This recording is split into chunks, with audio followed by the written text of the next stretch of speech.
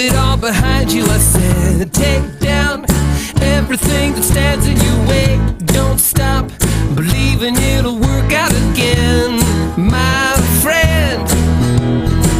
Stand out and be a part of everything good. Wake up, you're gonna be all that you should. Try out all the things you always wanted to be. You'll see, 'cause I know what I know, that you've got it in you, and I see that you are a winner.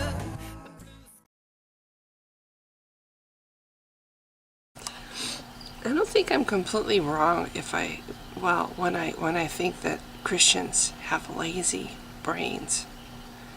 Not all Christians. Excuse me, I have to close this up here. Okay. Not all Christians, but a lot of them have lazy brains. They see something complex and they like, oh look, this is complex. There's no way that nature could have done this by herself. This had to have been orchestrated by a creator. Not billions of years of evolution. No, a magical man in the sky, because that's just so much easier for a human to imagine these huge intergalactic concepts in a small human way. Oh, there's a kingdom, and there's a king, and I'm going to go to a warm fuzzy place, and I'm going to have a mansion, and I'm going to get to wear a crown. Yeah, and I'm going to get to be with my family. That's how humans, at least Christian humans, want to. It's just so much easier to imagine the world, the universe, everything in such a small little way, human way. So I had a note written to me by somebody named Pat Tuh. T-U-H is how he spells his last name. He writes, Deity Free D, do you not feel better about yourself for helping your family, friends, and neighbors? Do you not feel better about humanity when the good of our nature shines through?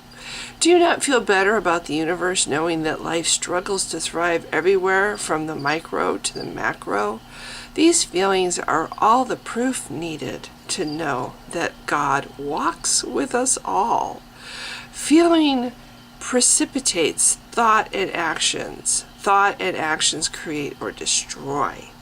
The word of Jesus is most congruent with the actions necessary to be true representatives of humanity. Regardless of who you believe wrote in the Bible, it's here and can be used for better or worse, just like everything else. Lastly, to think that our consciousness is the highest form of reality is not only ridiculously narrow-minded and arrogant, but the most laughable joke in the universe. Our consciousness is the highest form of reality. No, that is an arrogant way to think about it. I don't think that. I also don't think that humans are the highest form of intelligence in the universe. I don't even think that humans are the highest form of intelligence on this planet. I mean, it's rather arrogant of us to assume that we are. A little bit arrogant to think that we are. How do we know that ants aren't super intelligent creatures? Little tiny ants. I mean, have we really managed to study just what goes on in the brain of an ant? They put together complex cities, So how do we know that we're the most intelligent thing? I think it's arrogant for humans to walk around thinking we're the masters of. Well, I suppose we are the masters of the planet because of our advantage that we have this thumb. It's allowed us to make tools. But just walking around thinking that we are actually the most intelligent, we're walking around thinking that our consciousness is the highest form of reality, is arrogant. Happily, I never think that. But your idea that my conscience is somehow because a God exists? No. My conscience exists because I have a relatively healthy brain. I believe that my personality and the fact that I prefer to do nice, good things than bad, evil things comes from my upbringing, my parents, my peers. In fact, this is what I wrote him back in response. Sorry, that isn't proof at all. The fact I'm a good person is not proof your God exists. The fact I have a conscience and therefore possess, or close to anyway, a normal healthy brain is not proof of your deity. Feelings is my personality I have developed over time from how I was raised, impressions I received from my parents and peers, and from my environment. None of this is proof of your stupid, ineffectual God, who does nothing whatsoever to manifest himself in any way. Other invisible things manifest themselves. Oxygen, electricity, both are invisible, and yet both have clear, obvious effects on the world. What effects does your stupid deity have on anything? Make a list, and I guarantee you there is a natural explanation behind everything you list, including the fact that I have a conscience and choose to be a good person rather than a bad person, because that is how I was raised. Fact is, there is not one shred of evidence to show a God or gods exist. Not one. But hey, thanks for trying to take something natural, explainable by nature, and tell me it's all because of your God. Bullshit. Yeah. And as for, he makes comments about what does it matter who wrote the Bible? It's here, and it can be used for good or bad, like everything else. Considering your whole religion is founded on the Bible, and that your religion, I keep using the wrong word, your cult teaches the fact that your Bible was inspired by God. Don't you think it's a little bit important to know who wrote it and when and why? To me, this is really incredibly stupid when I think about it, that I went as long as I did, just assuming it was all true and assuming that somebody else had done all the research about the Bible, and it has been verified. Everything's been verified. That everything in the Bible is true and that all the stories in the Bible actually happened. That's really history. I assumed all that. I walked around assuming all the stuff in the Bible had already been verified as actually true. No, it has not. And I think it's important, since the whole cult is founded on this book, for the book to be scrutinized and researched. And people should research just who wrote it and why and when. All Jesus's quotes are in red print. And we know Jesus said this how? Because nobody was alive, nobody who lived during his alleged lifetime actually wrote down a single word. While he was speaking, nobody was standing behind him scribbling madly on a piece of whatever. I'm not going to papyrus. Whatever the word is for, primitive word for paper. Nobody was there taking notes when Jesus was speaking.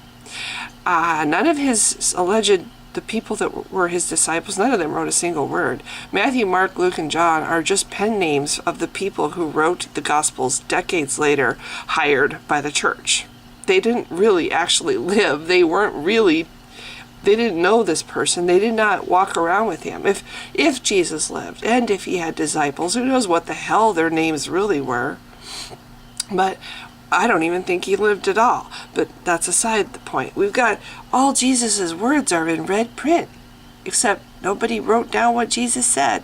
Not one of the people who heard Jesus speak went home and wrote about it, or told their neighbors and friends and they wrote about it. I mean, when you think about all the people that would have heard him speak, the fact that none of them wrote home and told people about it, or none of their friends said, "Yo, did you hear what so and so heard the other day? On the Mount whatever." Sermon on the Mount. Not one of those people who heard the Sermon on the Mount went home and wrote about it, or told their friends who wrote about it, or told their children who wrote about it. Nobody wrote about it. So if those are Jesus's words, how do we know they're Jesus? Oh, did decades later, when the church hired these scribes to write the Gospels, Did they make an appointment with God? Oh, hey God, by the way, on Tuesday the 17th at 6 p.m. so and so is going to be writing one of your gospels. Can you come down and whisper in his ear all the things that Jesus said? Because we want to put that in special red print. Yeah. Just accept things. Just accept it because the church says, let's just accept this book. You know, who cares if the fact that it was written so many years after? And I'm talking about the New Testament. The Old Testament is just legends and myths that were, I'm sure, told around the campfire for generations before people were finally thought to start writing those legends and myths down. Again, none of those are really provable either. No evidence for Exodus, no evidence for the flood, no evidence for Eden or Adam and Eve or really any of it. But on the New Testament, it's pretty much, there's lots of evidence to show the church basically wrote the Gospels decades later, put together the Gospels, had people write them, and then edited them. Yes, Paul very likely actually did live, and he did write letters, but there's also a lot of evidence to show other things were added to his writings to make them more in sync with what the four Gospels and what the church wanted the whole thing to say, right? Paul's writings were tampered with. A lot of the stuff was added to. Who knows how much of the real writings are there? And what does it matter? Paul didn't believe in a historical Jesus. Paul believed in a spirit being. He was Gnostic. He did not follow or believe in the historicized Jesus. So I'm sorry. He didn't even know of a Jesus, a physical Jesus, a living human being named Jesus. So anyway, so back to the lazy minds of Christians. So they see something complicated. They're just so accepting. I'll accept the Bible was inspired by God. I don't need to know who wrote it really. What does it matter? It exists. And we can use it for good and bad. But it's inspired by God. Yeah. No evidence to show that. We'll just accept it. Because our church says, and because the book says that it is. So we'll just accept that it is. Yeah. You know. So you go out. Well, we're going to show you proof of God. Look at this. Look at this here. See this? Ooh, look at this.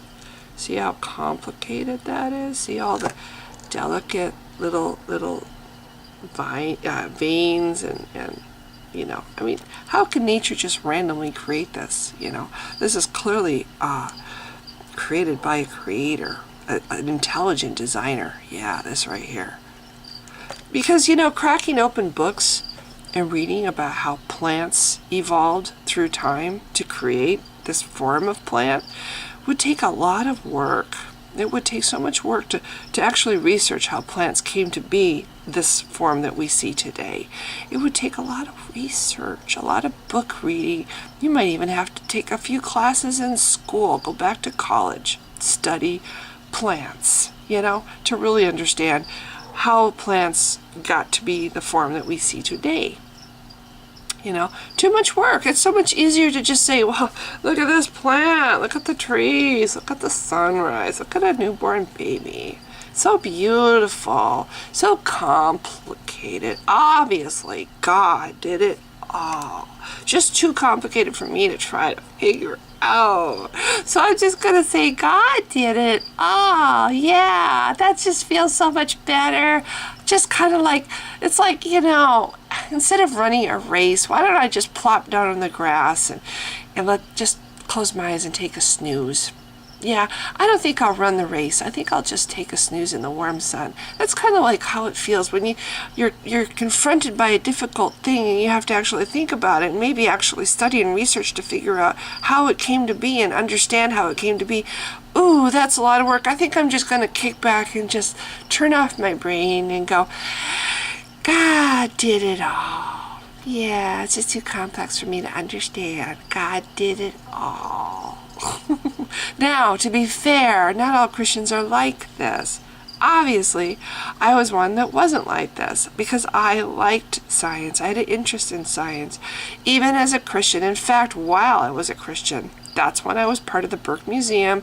Me and my husband went on digs, and we went harvesting fossils for the Burke Museum, and it was a hobby. I have lots of rocks in my house now as a result. I had a huge interest in science. I knew the Earth was billions of years old. I absolutely knew because I have dug into the rocks. I have cracked open rocks, solid rocks, to find life inside. And I'm sorry, but that there are buildings on this planet that, are almost as old as New Earth creationists try to say the planet is. I'm sorry, that does not account for the rocks that have fossils inside them that used to be rocks, or that used to be living things that are now rocks. But as a Christian, I actually didn't have a lazy brain. I was one of those Christians that had a very hard working brain. My brain was in overdrive. I was scrambling to somehow adhere what I knew about fossils and paleontology and the age of the earth, and with my Christian beliefs and the idea that God created everything. God didn't really create everything in 6 days. His days were so much longer. His days are the equivalent of a billion years, or a couple billion years. Because I knew the earth was really, really ancient, but at the same time, and I really tried to make Genesis and the story of, Genesis. Oh, well, that's actually a very primitive explanation for how the planet and how the universe came to be. In the beginning, there was darkness, and then God said, "Let there be light." And that was the Big Bang. Yeah! All the stars and galaxies spread out. Well, galaxies spread out and are continuing to move apart from each other to this day. Kind of like the ripple effect. When you toss a rock in the water, you see the ripples go out. They just keep going. They might get smaller and smaller and smaller and smaller and smaller and smaller, but they keep going. That's kind of what I, from my understanding, that's what the Big Bang is. All those galaxies are like they're riding on the currents of ripples, going further and further and further apart. What was the thing that was dropped that disturbed everything that caused that ripple effect? What was the instigator of that? The Big Bang, whatever you want to call it. And no, science doesn't completely understand it, because we are just great apes with thumbs walking around trying with our primitive tools to understand as much as we can. And every time we get better at making tools, our ability to understand gets a little bit better. So we might end up throwing out our old ideas and replacing them with new ideas that are maybe a little bit more true to what really could have happened, because we have superior equipment now that we can figure out things a little better than we did 20 years ago. And then Christians are like, "Ooh, you keep changing your minds about, so our facts stay the same forever, but you guys keep updating yours." Yeah, isn't that a good thing? If we didn't update things, we would still walk around,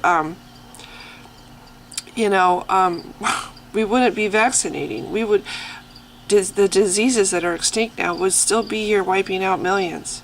If we didn't update constantly our information, we wouldn't have the modern equipment that we have now. We wouldn't have cars. We wouldn't have computers. We wouldn't have the conveniences that we have today if we just stayed the same. So anyway, but yes, I'm not saying all Christians have lazy brains. There are Christians like myself when I was a Christian who have to actually work extra hard to incorporate what they know from the physical world and from facts they see and observe and evidence they see and observe with the mumblings and whatever bullshit they read in the Bible and want desperately to believe is true. Desperately to believe. Because who doesn't want to see the loved ones again when they die? Who doesn't want to think that this is the end when a beloved spouse or parent dies? Or pet? Who doesn't want to have that hope that they're going to see them again someday? So you cling to this religion and you scramble to try to make the religion, the cult, the teachings of this stupid book coincide with the facts and evidence that science puts out there. It is continuing to uncover every single day new stuff. It's hard work being a Christian and liking science and appreciating science. It's hard work to try to put these things that contradict each other into the same thing and say, look, it works.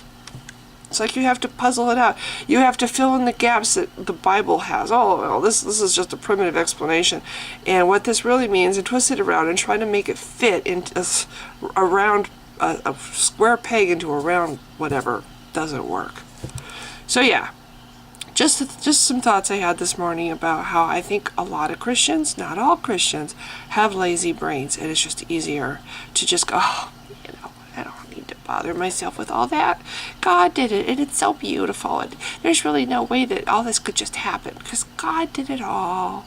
And I just need to really badly believe what I believe, because it makes me feel better about death and about, everything. It's so much easier for me to think, oh, yeah, I did this horrible thing to somebody, but I just say, God, forgive me, and my slate is white clean, and I can be absolved of all guilt, and just start again tomorrow, fresh and new, and no bad things hanging over my head, except of course if I don't do this and this and this and this, or I go out and I follow the wrong religion or the wrong form of Christianity, then I still might burn forever in hell.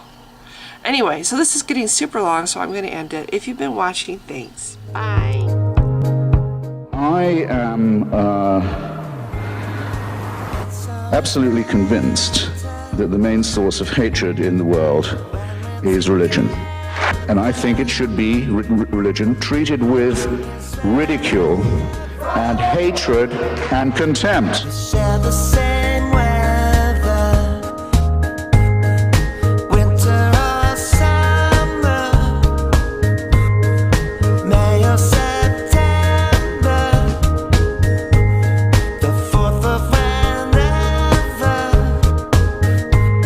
it's better together. Let's get